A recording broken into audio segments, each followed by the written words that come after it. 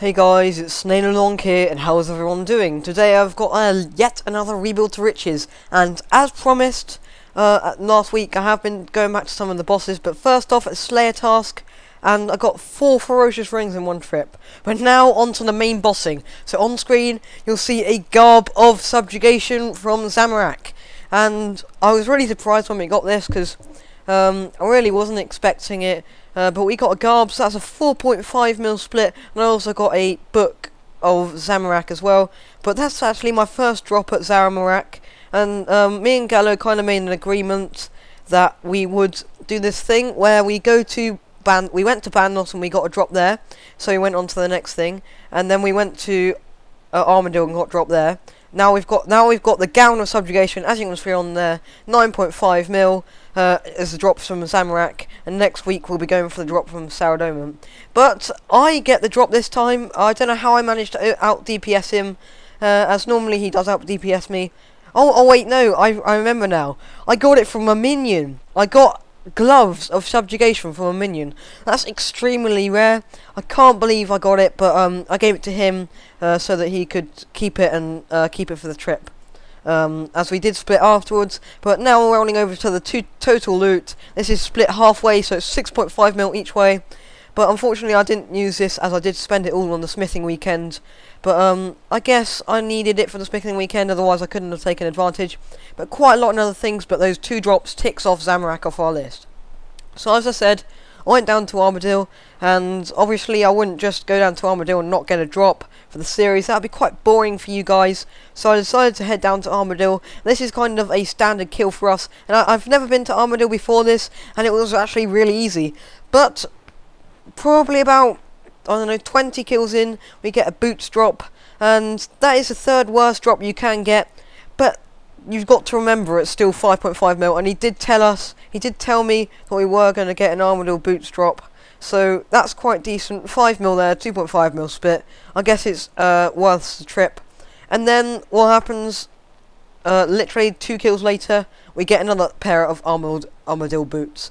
So we decided, rather than splitting it, he can have one and I can have one. I mean, it's quite funny how we got that. So we literally just decided to split that. So I've got 1 Armadillo boot for the tab now, and he's got 1 for his, or he sold it, I don't know. But quite convenient that they were the same item, really. But the thing with Armadillo, when you are duoing, you literally don't need food. I was eating food for the sake of having things in my inventory, even though they might have been quite worthless. But he's just showing the 2 boots in the trade now. So double Armadillo boots. I'm still quite surprised about that, actually. Rolling over to the total loot, we actually got 140k in cash. He decided to include that. A few Black Tea Tide bodies, obviously the 2 boots and some more misc loot brings it up to 11mm. And then that was the Armadillo trip. And then there was just another, I've forgotten what that is. And here's a shout out to Cake313, as I did get 3 cakes when I went to Black Dragons, but 750k there.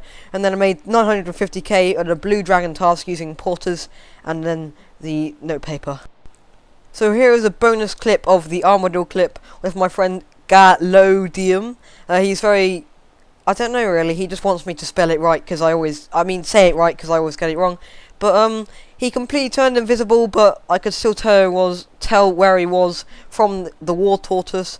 I still find it quite strange how he just logged in, I logged in, and he's completely invisible. Like, there's no computer edits here, because I don't have the software to do it. It's just ridiculous how he's done that.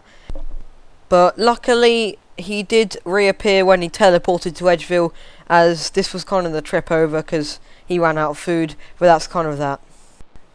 But that's kind of all I've been doing this week, and on screen now you'll see me doing some Livid Farm, as it is currently the bonus weekend for all mini games, and I thought, why not head over to Livid Farm, seeing as it is a comp cape requirement, and I will eventually go for comp cape, and seeing as it's double points, it will be ticking off another comp cape requirement that I won't have to do in the future, and I think this is probably the hardest requirement, and seeing as it's double XP, I might as well make the most of it.